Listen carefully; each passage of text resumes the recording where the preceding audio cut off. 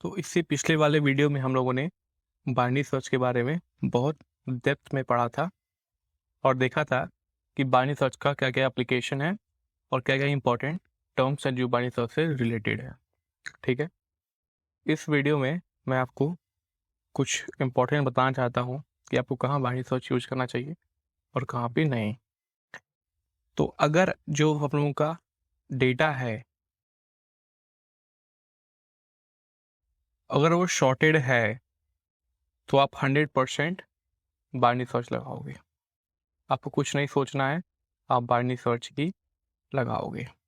ठीक है, लेकिन अगर डेटा शॉर्टेड नहीं है तो जो सेकंड केस है, डेटा इज नॉट शॉर्टेड। तो अगर डेटा शॉर्टेड नहीं है तो क्या करोगे?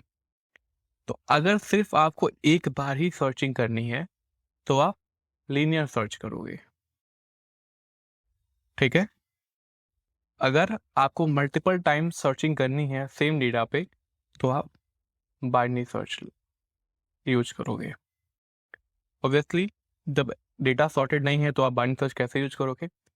तो शॉर्टिंग करके, डेटा की शॉर्टिंग करके।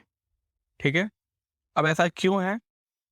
क्योंकि अगर देखो, अगर डेटा जो है वो शॉर्टेड नहीं है और आपको सिर्फ एक बार ही सर्च करना है और आप बाइनरी सर्च लगाने की कोशिश कर रहे हो तो आप कैसे लगाओगे? पहले आप डेटा को सॉर्ट करोगे, ठीक है, उसके बाद बाइनरी सर्च लगाओगे। ठीक है, ये पहला केस है, ये वाला केस जिसमें आपको सिर्फ एक बार सर्चिंग करनी है। आप टाइम कॉम्प्लेक्सिटी देखो, जो सॉर्टिंग है एवरेज केस में n log n टाइम लेता है, ठीक है, और बाइनरी सर्च log n। तो एक बार करने में टाइम कॉम्प्लेक्सिटी इतनी आ रही है। वहीं आप लीनियर सर्च कर रहे हो तो जो टाइम कॉम्प्लेक्सिटी आएगी वो ऑर्डर n आएगी। हम लोगों ने सबसे पहले वाले वीडियो में देखा था। तो कौन सा एफिशिएंट है? ऑब्वियसली लीनियर सर्च इस केस में अच्छा परफॉर्म करेगा। डेटा सॉर्टेड नहीं है और हमें सिर्फ एक बार ही करना है। अगर हमें मल्टीपल टाइम्स करना, अगर सपोज करो कि मुझे n टाइम्स करना है सर्चिंग, तो अगर लीनियर सर्च करोगे तो कितना टाइम लगेगा? ऑब्वियसली एक बार करने में ऑर्डर n लग रहा है तो n टाइम्स करने में क्या हो जाएगा? क्वाड्रेटिक हो जाएगा, ऑर्डर n स्क्वायर हो जाएगा। तो ये क्या हो गया? क्वाड्रेटिक हो गया। तो ये बहुत ज़्यादा एफिशिएंट नहीं है। लेकिन वहीं अगर आप बाइनरी सर्च करते हो तो आप क्या करते हो कि पहले शॉर्टिंग करते हो जो n log n टाइम लेगा, उसके बाद से आप सर्चिंग करते हो। कितने टाइम्स करते हो? n टाइम्स करते हो। तो एक बार सर्चिंग में इतना टाइम लग रहा है log n, तो n टाइम्स करोगे तो कितना आएगा? इसको n से मल्टीप्लाई कर दो तो ये हो जाएगा order n log n plus order n log n। तो ये बहुत ज़्यादा एफिशिएंट है इसके कंपेरिजन में। ये एफिशिएंट नहीं है, ये एफिशिएंट है। तो ये आपको मुझे बताना था। और जो ये है ना कि आप डेटा को पहले शॉर्ट कर दे रहे हो और फिर बाइनरी सर्च लगा रहे हो, ये बहुत जगह आप यूज करोगे जब आप प्रॉब्लम सॉल्व करोगे। अगर आपको मल्टीपल टाइप्स लुकअप्स करने हैं, आपको मल्टीपल टाइम सर्चिंग करनी है तो आपको बाइनरी सर्च लगाना है। अगर एरे शॉर्टेड है तब तो कोई प्रॉब्लम नहीं है, लेकिन अगर एरे शॉर्टेड नहीं है तो पहले आप शॉर्ट करोगे, उसके बाद से आप बाइनरी सर्च लगाओगे। तो ये आपको मुझे लगता है क्लियर हो गया होगा। अब कुछ प्रॉब्लम सॉल्व करते हैं जो बाइनरी सर्च से रिलेटेड है। बहुत बेसिक सा प्रॉब्लम है लीड कोड पे। जो प्रॉब्लम का नेम है वो है intersection of two arrays given two integer arrays nums1 and nums2, return an array of their intersection. Each element in the result must be unique and you may return the result in any order. तो question statement पढ़ के आपको समझ में आ रहा होगा कि हमें दो एरे का इंटरसेक्शन निकालना है। सेम इंटरसेक्शन जो आपने बेसिक मैथमेटिक्स में पढ़ा होगा 11th-12th में, कि जो सेट के इंटरसेक्शन ऑपरेशन होते हैं, यूनियन ऑपरेशन होते हैं, सिमेट्रिक ऑपरेशंस होते हैं, वही है, उसी का जो इंटरसेक्शन वाला ऑपरेशन है वही हमें यहाँ पे परफॉर्म करना है। Each element in the result must be unique. तो जो रिजल्ट में एलिमेंट होंगे वो यूनिक होंगे। लेकिन आप देख रहे होगे एग्जाम्पल 2 देखो, यहाँ 495 है और यहाँ nums2 में 94984। तो यहाँ पे जो डेटा है वो यूनिक नहीं है, वो मल्टीपल हो सकते हैं। ठीक है, and you may return the result in any order. तो ऑर्डरिंग इंपॉर्टेंट नहीं है, ठीक है। ओके, तो इस प्रॉब्लम को कैसे सॉल्व करें। और आप कंस्ट्रेंट देखो कि जो कंस्ट्रेंट है नम्स 1 लेंथ और नम्स 2 का जो लेंथ है वो 1 से 1000 तक वेरी करेगा, और जो एलिमेंट है वो भी 1000 तक वेरी करेगा। तो ये है कंस्ट्रेंट। अब इस प्रॉब्लम को अप्रोच करने के मल्टीपल वेज हो सकते हैं। बहुत ही एफिशिएंट वे भी हैं जो बाइनरी सर्च रिलेटेड नहीं है, जो हैश सेट और हैश मैप से रिलेटेड है, जो कि हम लोग बहुत जल्दी उसको सॉल्व कर सकते हैं। लेकिन चूंकि हम लोग बाइनरी सर्च पढ़ रहे हैं तो इस प्रॉब्लम को हम लोग बाइनरी सर्च से सॉल्व करने की कोशिश करते हैं। तो जो ये प्रॉब्लम है, सपोज करो मैं ये वाला इनपुट टेस्ट केस लेता हूँ, एग्जाम्पल 2, नम्स 1 है 495 और नम्स 2 है 494984। तो नम 1 है 495, नम 2 है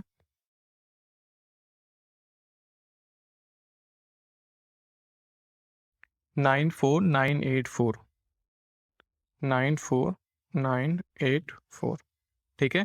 ये डेटा है और इसको हमें इन दोनों में इंटरसेक्शन ऑपरेशन परफॉर्म करना है। तो जो इंटरसेक्शन ऑपरेशन है दो एलिमेंट का, वो क्या कहता है कि सपोज करो कि ये एक सेट है और ये दूसरा सेट है, ये सेट 1 है, ये सेट 2 है, और जो ये पार्ट है ये वाला हमें यही रिटर्न करना है, ठीक है। तो जो दोनों में कॉमन हो, ठीक है। और सेट में आपको पता हुआ कि जो डेटा होते हैं वो यूनिक होते हैं, तो सेम ये वाला जो डेटा है, ये वाला जो रीजन हमें यही रिटर्न करना है। तो इसको बोलते हैं इंटरसेक्शन, ठीक है। ये हो गया सेट थ्योरी के हिसाब से। इस प्रॉब्लम को अप्रोच करते हैं और देखते हैं तो कैसे सॉल्व कर सकते हैं। तो सपोज करो कि इस पे मैं इन दोनों एलिमेंट में को देख रहा हूँ कि जो कि शॉर्टेड नहीं है।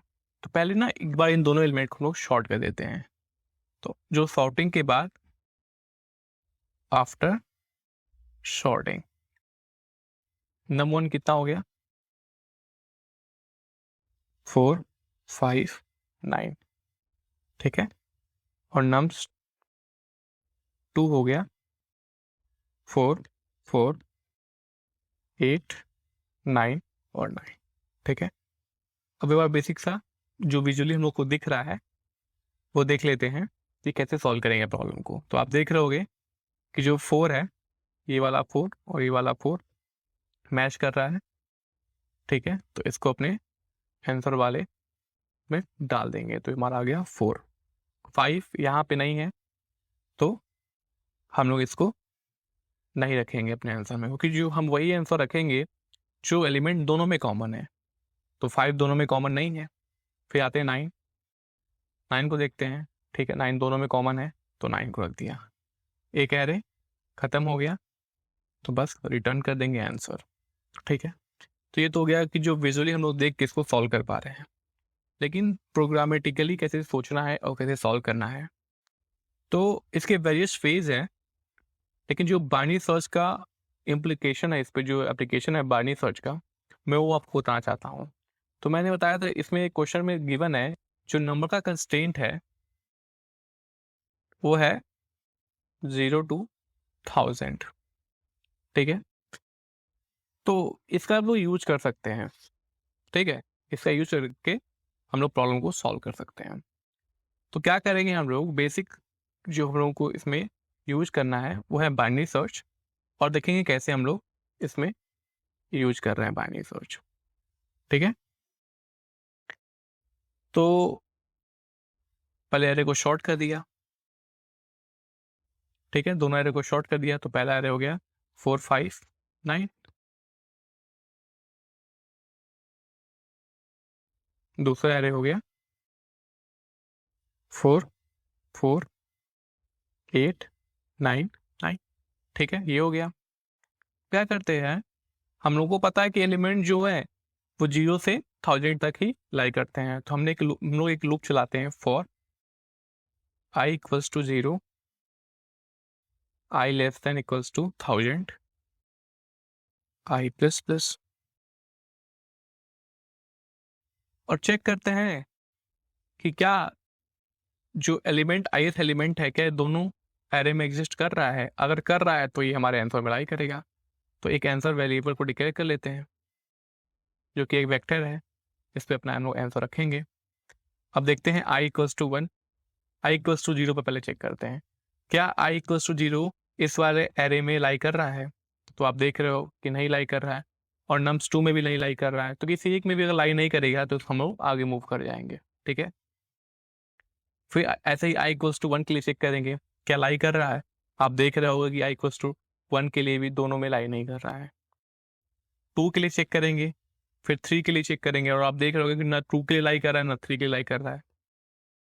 लेकिन अगर 4 आ रहा है तो आप देख रहे हो 4 जो इफ i इक्वल्स टू 4 हो रहा है तो वो num 1 में भी प्रेजेंट है और num 2 में भी प्रेजेंट है। यानी ये हमारा पोटेंशियल आंसर हो सकता है किसके लिए, इंटरसेक्शन वाले एरे का। तो इसको अपने आंसर में डाल देंगे। तो हम लोग क्या कर रहे हैं, सिर्फ बाइनरी सर्च कर रहे हैं।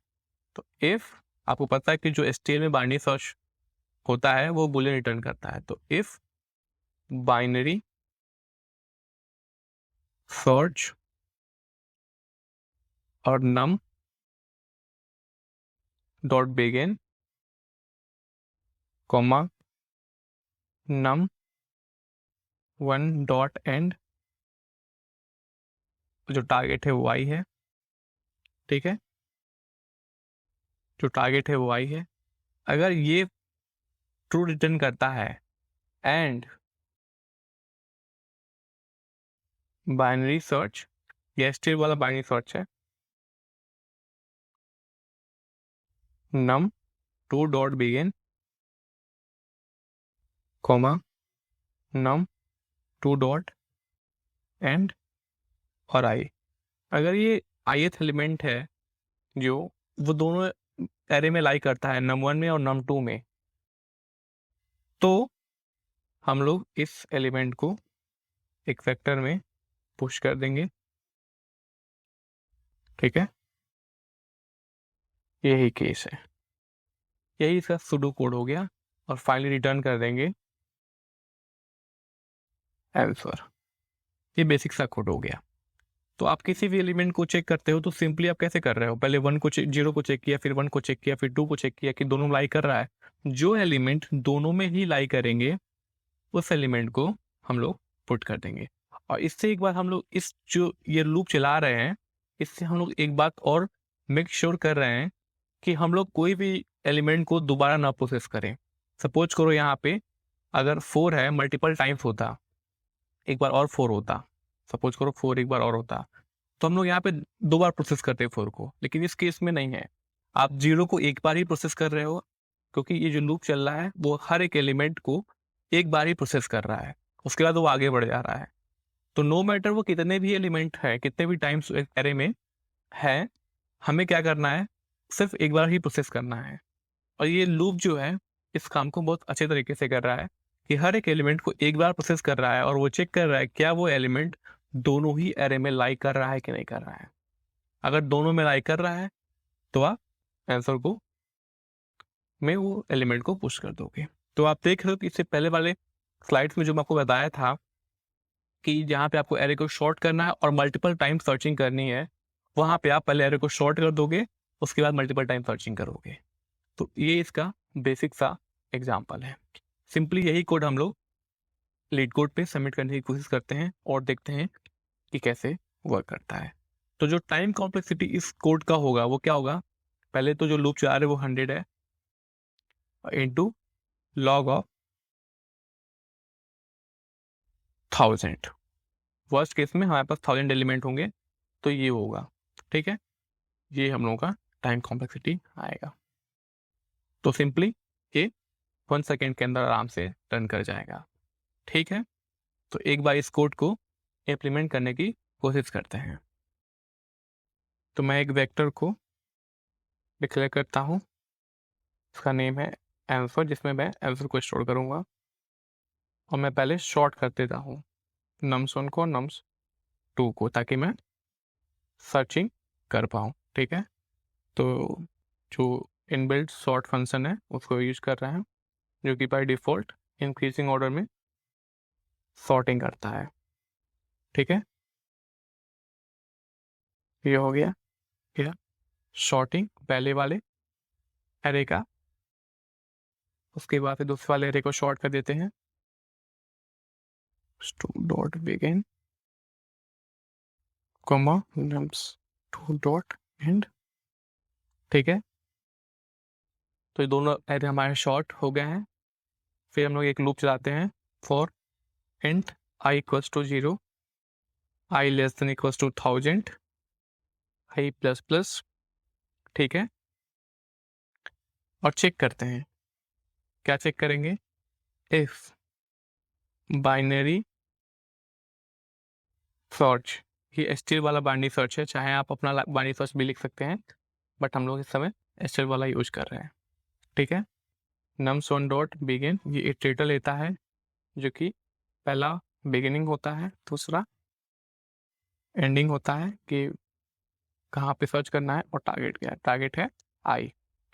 अगर वो पहले वाले में एग्जिस्ट कर रहा है, ठीक है, अगर पहले वाले एरे में एग्जिस्ट कर रहा है एंड दूसरे वाले में भी कर रहा है, सो अगेन बाइनरी सर्च। बता दूं, हो सकता है कि ये बेस्ट अप्रोच न हो, लेकिन ये बाइनरी सर्च से कैसे सॉल्व होता है मैं आपको बस ये दिखाना चाहता हूँ, ठीक है। तो आप इसको बेस्ट इम्प्लीमेंटेशन नहीं समझिएगा, मैं सिर्फ आपको बाइनरी सर्च का यूज दिखा रहा हूँ और उसके बेसिस पे कर रहा हूँ, ठीक है।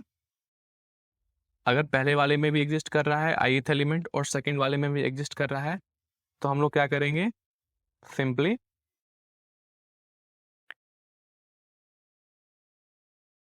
Answer dot push back I, ठीक है। तो उस वाले एलिमेंट को जो दोनों में एग्जिस्ट कर रहा है उसको हम लोग अपने आंसर में डाल देंगे, इससे हम लोग का जो प्रॉब्लम है वो सॉल्व हो जाएगा, और फाइनली रिटर्न करना हमें आंसर, तो आंसर को रिटर्न कर देते हैं। तो मुझे लगता है कि ये परफेक्टली वर्क करना चाहिए। एक बार इसको रन करने की कोशिश करते हैं, ठीक है। तो एक्सेप्टेड दिखा रहा है, एक बार सबमिट करने की कोशिश करते हैं।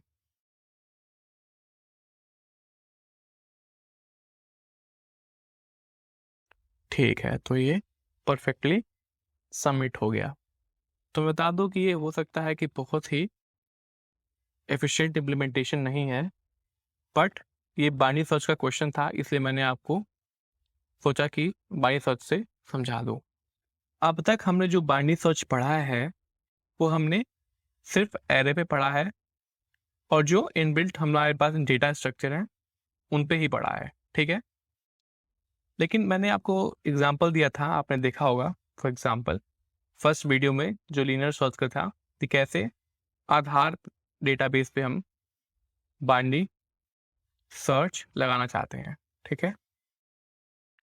तो कस्टम ऑब्जेक्ट पे कैसे हम लोग बाइनरी सर्च लगाए, कैसे उनको यूज करेंगे, तो वो हम लोग इस वीडियो में देखेंगे, ठीक है। और ये बता दूं मैं आपको कि ये बहुत इंपॉर्टेंट है ये अंडरस्टैंड करना कि कैसे आप किसी भी रैंडम ऑब्जेक्ट पे बाइनरी सर्च लगा पा रहे हो, आप डेटा को मेमोरी में कैसे स्टोर करते हो और उस पर कैसे ऑपरेशन परफॉर्म कर पा रहे हो, ये बहुत ही इंपॉर्टेंट है। अगर आपको ये समझ में नहीं आता है, तो अगर आपको ये नहीं समझ में आता है कि आप डेटा, कस्टम डेटा पे कैसे बाइनरी सर्च लगाओगे, तो आप बहुत ज़्यादा टाइम इनएफिशिएंट एल्गोरिथम लिखोगे सर्चिंग के लिए, जो कि बहुत ज़्यादा ऑप्टिमाइज नहीं होगा और बहुत ज़्यादा उसका यूज नहीं होगा। तो हम लोग देखेंगे कैसे हम लोग आधार डेटाबेस पे बाइनरी सर्च लगाने की कोशिश करते हैं। तो मैंने बताया था आपको कि हमारे पास कुछ पर्सन के डेटा हैं, सपोज करो ये पर्सन का डेटा है, और यहाँ पे नेम है और आधार आईडी है, ठीक है। ये डेटा है 10⁻9 के रेंज में, ठीक है, 1 बिलियन के रेंज में है। और यहाँ पे एक और डेटा है जो कि आधार आईडी है और फ़ोन नंबर है, फ़ोन नंबर, ठीक है, यहाँ पे और मुझे किसी पर्टिकुलर आधार आईडी से फ़ोन नंबर को सर्च करना है। ये मेरा एक प्रॉब्लम स्टेटमेंट है जो कि बहुत रियल वर्ड है। तो लीनियर सर्च से मैंने बताया था कि आपको क्या करोगे, आप हर एक एलिमेंट पे जाओगे और चेक करोगे। वर्स्ट केस में आप 10⁹ एलिमेंट को प्रोसेस करोगे। जो टाइम कॉम्प्लेक्सिटी आएगी वो ऑर्डर n आती है लीनियर केस में। तो अगर कंप्यूटर 10⁸ ऑपरेशन परफॉर्म कर रहा है 1 सेकेंड में, तो 10⁹ एलिमेंट को प्रोसेस करने के लिए उसको 10 सेकेंड्स लगेंगे, जो कि बहुत ज़्यादा इनएफिशिएंट है। मुझे इसी को रिड्यूस करना है। ठीक है, तो कैसे कर सकते हैं? तो हम लोग बाइनरी सर्च लगाने की कोशिश करेंगे। किस पे? जो ये डेटा है, जो पर्सन का डेटा है उसके ऊपर। तो उसके लिए क्या इंपॉर्टेंट है? पहले डेटा के बीच में रिलेशनशिप होना चाहिए, पहला इंपॉर्टेंट चीज़। दूसरा इंपॉर्टेंट होना चाहिए ये है कि डेटा सॉर्टेड होना चाहिए। अब सॉर्टेड कैसे करेंगे, कैसे उनमें रिलेशनशिप बनाएंगे, ये हम लोग कोड में देखेंगे। तो अब हम लोग डायरेक्टली जंप करने जा रहे हैं कोडिंग पार्ट पे, और थोड़ा सा ऑब्जेक्ट ओरिएंटेड प्रोग्रामिंग के कॉन्सेप्ट होंगे। अगर आपको नहीं आता है तो आप कोई भी एक वीडियो लेक्चर देख सकते हो ऑब्जेक्ट ओरिएंटेड प्रोग्रामिंग पे, और मैं हर एक चीज़ वैसे एक्सप्लेन भी करूँगा। ठीक है, मैं हर एक चीज़ अच्छे तरीके से एक्सप्लेन करूँगा, अगर आपको, मुझे लगता है कि ये अच्छे तरीके से समझ में आ जाएगा। ठीक है, तो आते हैं कोडिंग पार्ट पे। तो मैं सबलाइम में आ गया हूँ। मैं अपने टेम्पलेट को ला देता हूँ। बेसिक सा मेरा टेम्पलेट है। ठीक है, तो मुझे क्या करना है, एक पर्सन क्लास बनाना है। ठीक है, तो मैं डिफाइन करता हूँ एक क्लास पर्सन। ठीक है,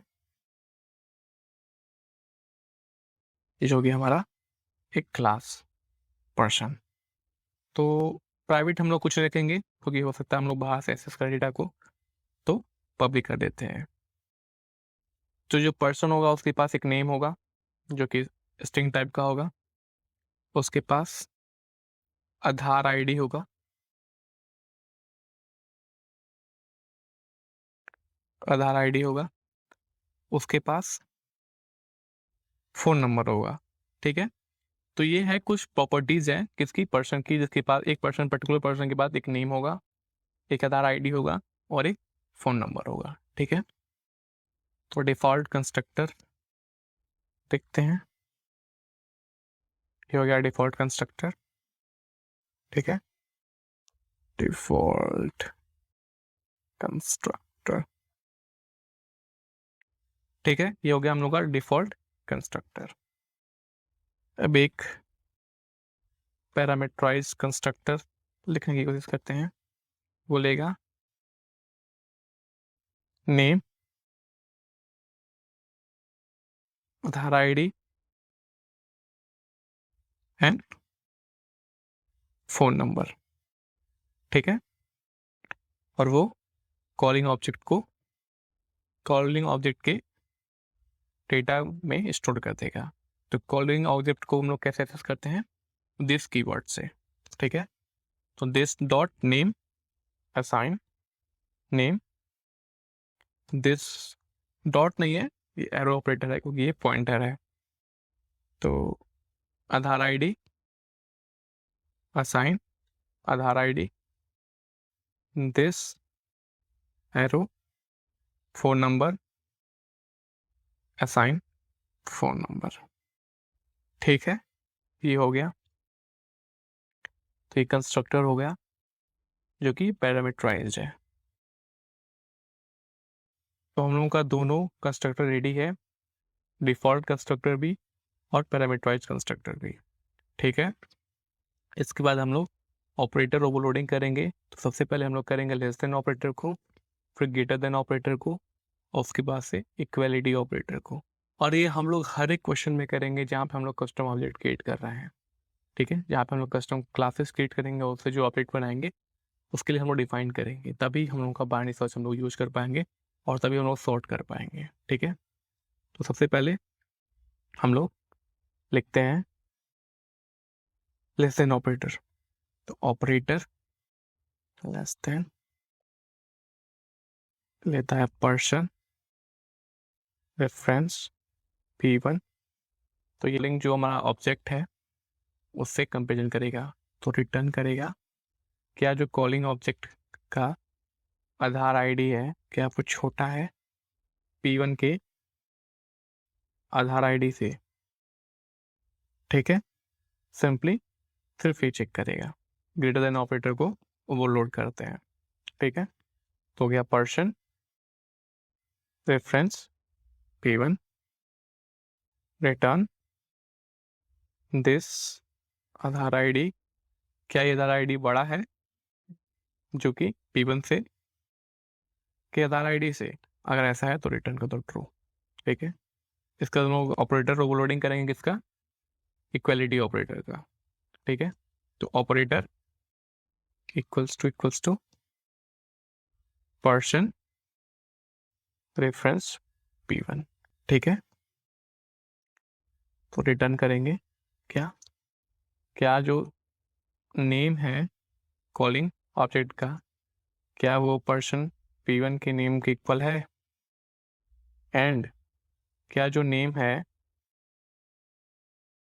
नेम में आधार आईडी है P1 के आधार आईडी से मैच कर रहा है, एंड क्या जो ऑब्जेक्ट है जो कॉल किया है उसका फ़ोन नंबर P1 के फ़ोन नंबर से मैच कर रहा है।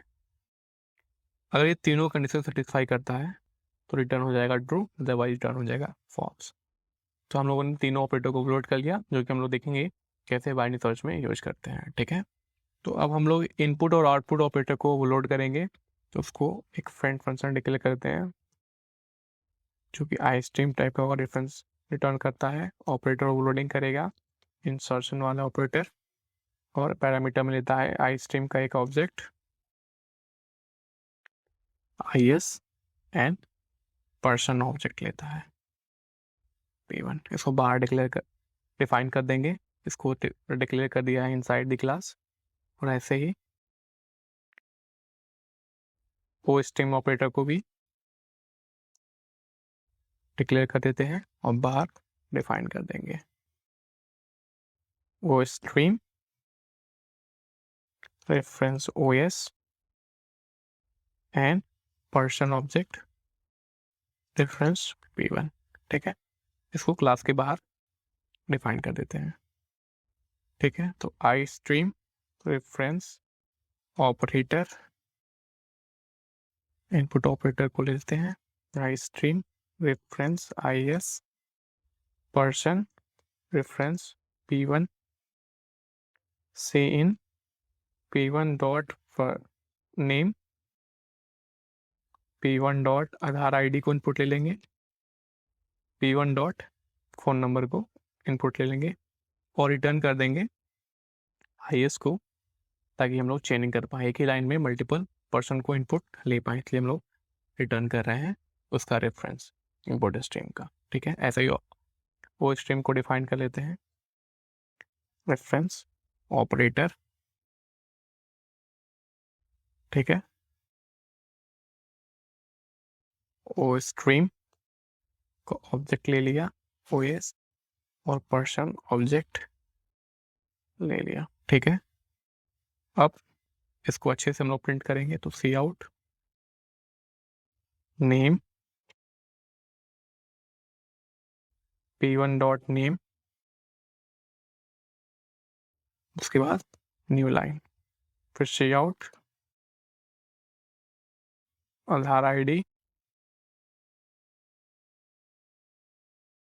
P1 डॉट आधार आईडी और and then C out phone number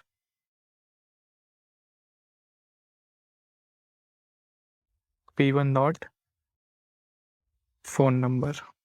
ठीक है, तो ये हम लोग अच्छे तरीके से, ताकि हम लोग का आउटपुट बहुत सुंदर सा लगे, और लास्ट में एक और लाइन प्रिंट कर देंगे और रिटर्न कर देंगे OS, ताकि हम लोग एक ही लाइन में मल्टीपल आउटपुट को, मल्टीपल पर्सन ऑब्जेक्ट को प्रिंट कर पाए। ठीक है, ये हो गया हम लोग का सिंपल सा कोड। एक क्लास डिफाइन कर लिया और ये सारे ऑपरेटर को डिफाइन कर लिया। ठीक है, तो हम लोग क्या करेंगे, इनपुट लेते हैं, तो इंट एन कितना % हमें इनपुट कराना है, और सी इन एन एक स्ट्रिंग लेते हैं जो कि टारगेट आधार आईडी, तो हमें आधार आईडी से फ़ोन नंबर को सर्च करना है, ठीक है। तो से इनपुट लेते हैं आधार आईडी, टारगेट आधार आईडी, एक वेक्टर डिफाइन करते हैं पर्सन टाइप का, उसका नेम है पी, और इनपुट लेते हैं for int i equals to 0 till i less than n and i plus plus, एक पर्सन क्लास, एक पर्सन ऑब्जेक्ट डिफाइन करते हैं एक्स, और सी इन एक्स करते हैं। और मैं ये सी इन एक्स इसलिए कर पा रहा हूँ क्योंकि मैंने यहाँ पे इनपुट स्ट्रीम को डिफाइन कर रखा है, और ऐसे ही मैं आउटपुट को इसलिए यूज कर पाऊँ क्योंकि मैंने आउटपुट स्ट्रीम को डिफाइन कर रखा है, ठीक है, इसलिए मैंने ये गियर कर रखा है। ये तीनों मैंने कंपेरिजन के लिए यूज करने के लिए कि पर्सन ऑब्जेक्ट को मैं कैसे कंपेयर करूँगा उसके लिए मैंने डिफाइन कर रखा है।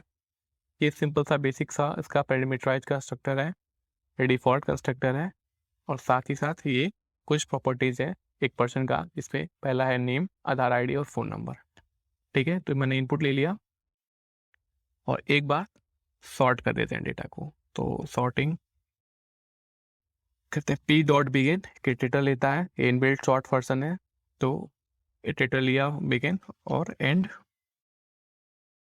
और बाय डिफॉल्ट ये लेस देन ऑपरेटर को यूज करता है, तो लेस देन ऑपरेटर,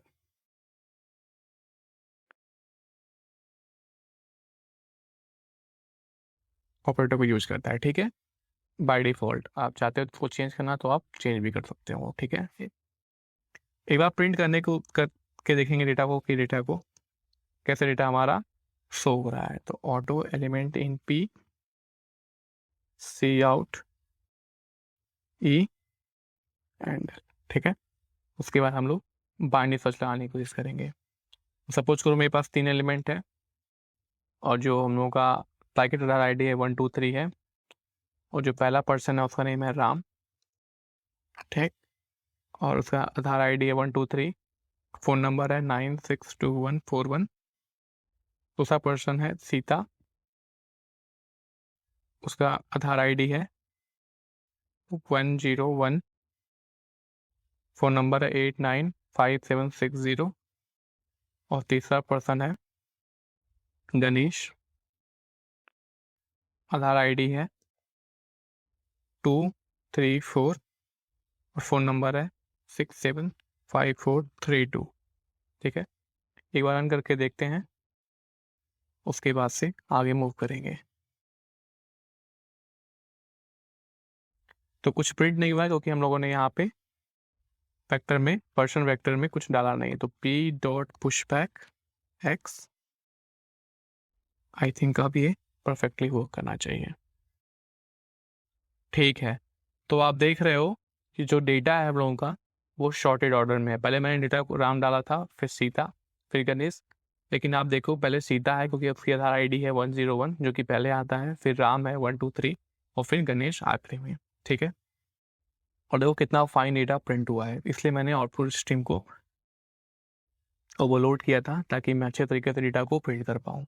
अब हमें क्या करना है, सिर्फ बाइनरी सर्च यूज करना है। तो एक फंक्शन लिखते हैं जो कि हमें एक स्ट्रिंग रिटर्न करेगा, और gate phone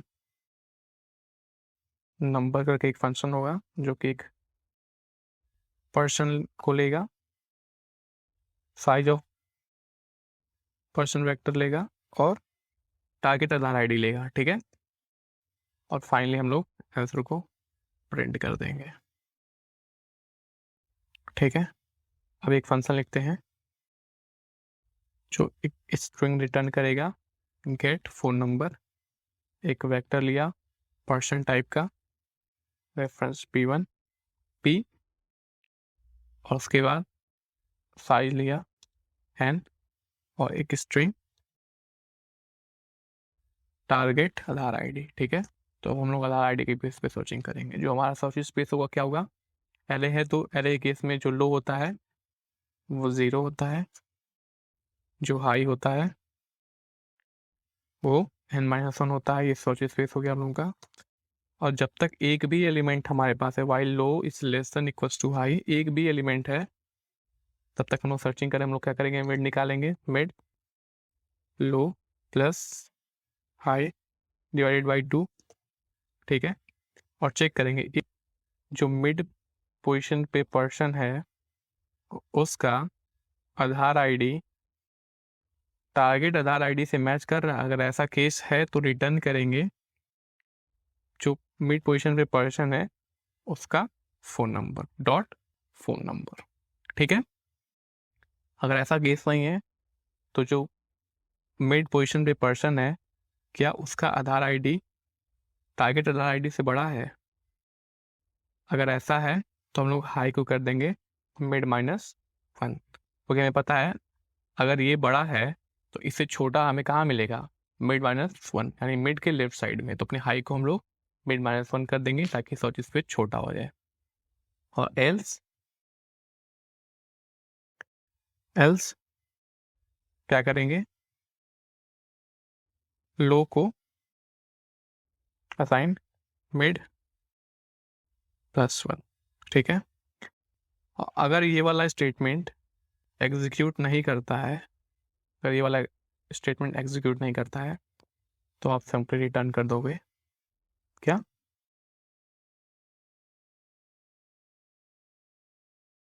Aadhaar ID not found, ठीक है। आप ये रिटर्न कर दोगे। ये हो गया सिंपल सा गेट फोन नंबर फंक्शन, जो कि हम लोगों को फ़ोन नंबर रिटर्न कर देगा based upon the target Aadhaar ID. तो एक बार सर्च करने की कोशिश करते हैं।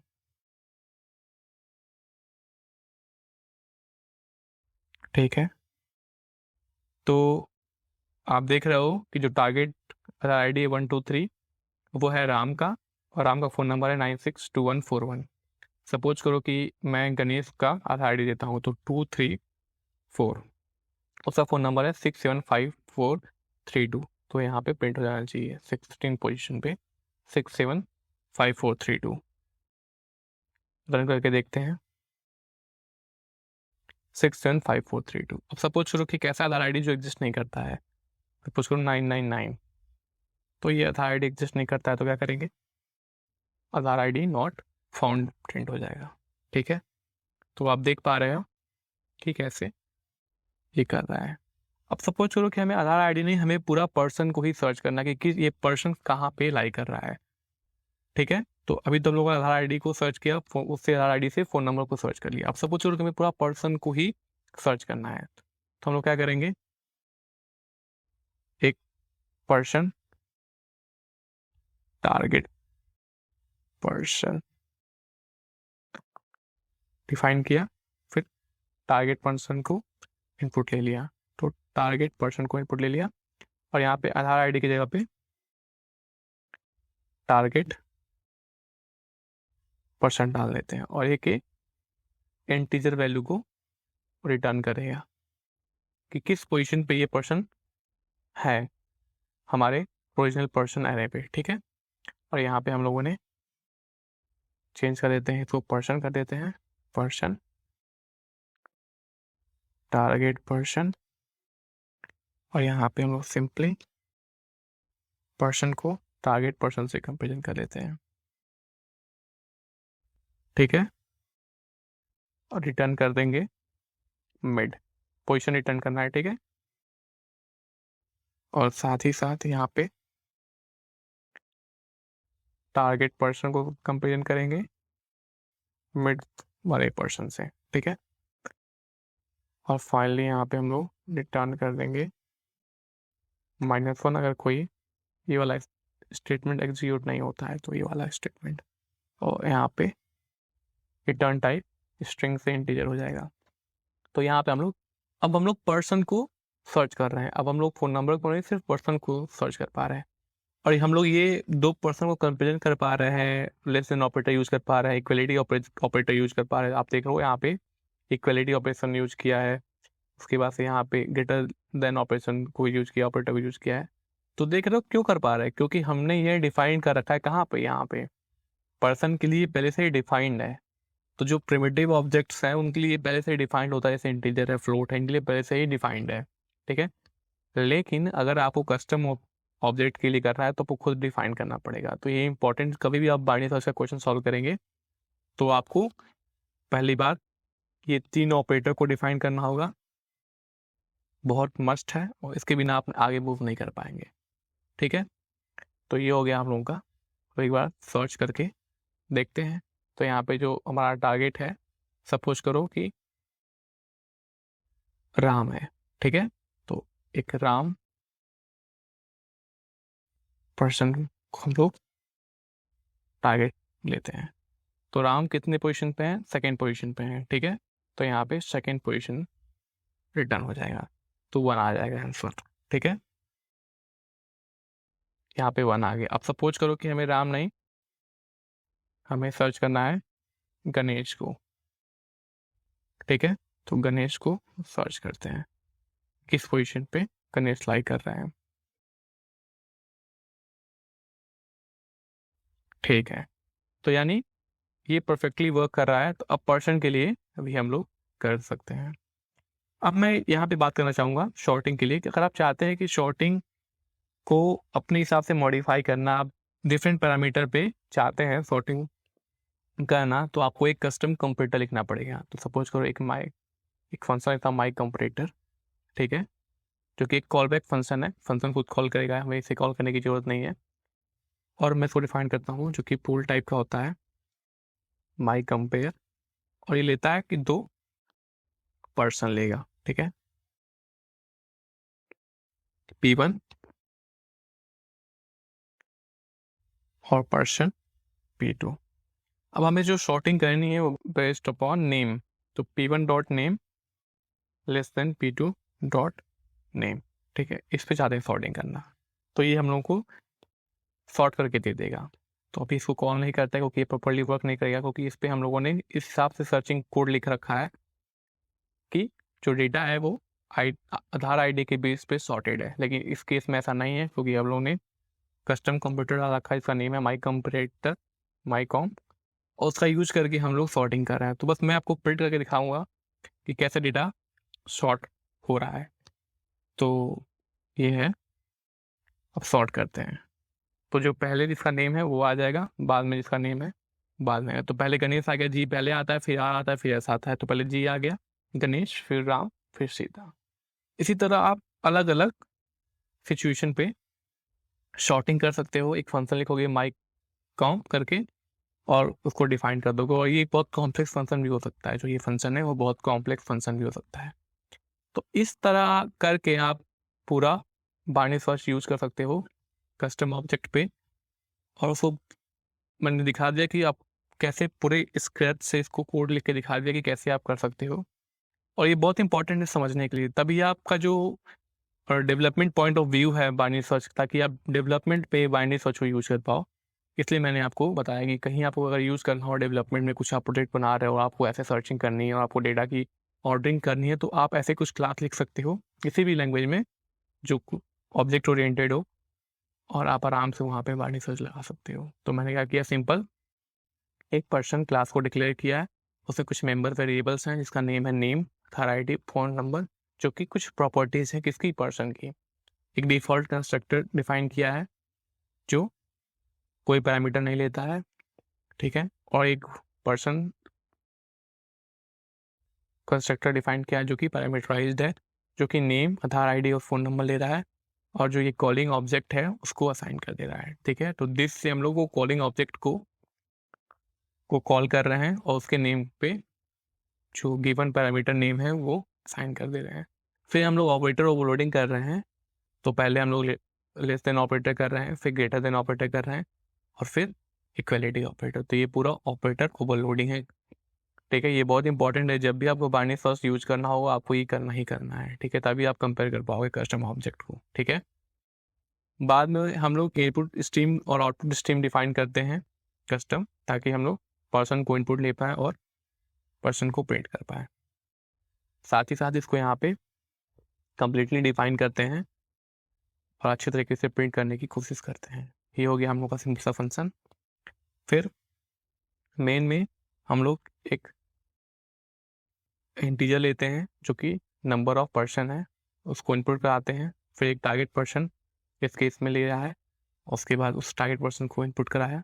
फिर एक वेक्टर बनाए जिसमें पर्सन को पुट करेंगे हम लोग, और यहाँ पे पर्सन का इनपुट लेके वेक्टर में पुट किया। फिर शॉर्टिंग किया, ये इनबिल्ट शॉर्ट फंक्शन है जो कि एक इटरेटर लेता है, बिगिन और एंड, और एक कस्टम कंपैरेटर लिया माईकॉम, ठीक है, और इसको प्रिंट कर दिया हम लोगों ने।